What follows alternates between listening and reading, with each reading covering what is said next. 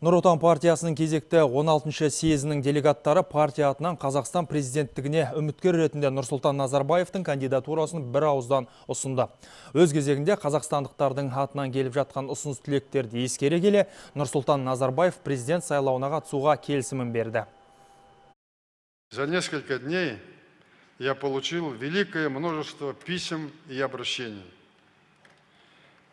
граждан, трудовых коллективов, университетов, общественных объединений о поддержке досрочных выборов президента страны и с просьбой выдвинуть мою кандидатуру на этих выборах.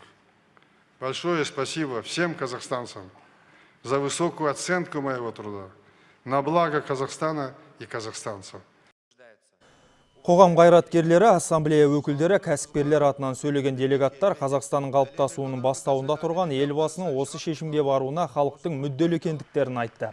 Жаһандық дағдарыс, әлемді шарпыған геосаяси оқиғалар кезінде уақыттың өзі бірлігі мен тірлігі, бейбітшілігі мен берекесі уыздай ұйыған жұртымыздың осы тұтастықты ту етуін қалайды. Мемлекет басшысы ел дамуының ертеңін екшейтін 5 стратегиялық қадамды атап көрсетті.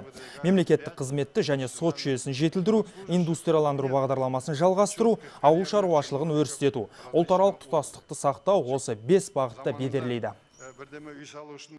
Тәуелсіздікті алу үшін қандай қажыр қайрат керек болса, оны баянды ету үшін одан да зор қажыр қайрат керек. Кейінгі ұрпаққа кемел Қазақстанды табыстау бәрімізге ортақ парыз. Біз әлемдегі ең мықты елу елдің сапына еркін қосылып, енді ең қуатты 30 елмен иық тірестіруге жолға түстік.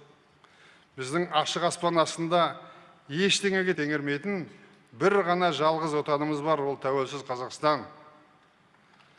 Бізге 21 ғасырда бағдар болатын бір ғана стратегия бар, ол Қазақстан 2050.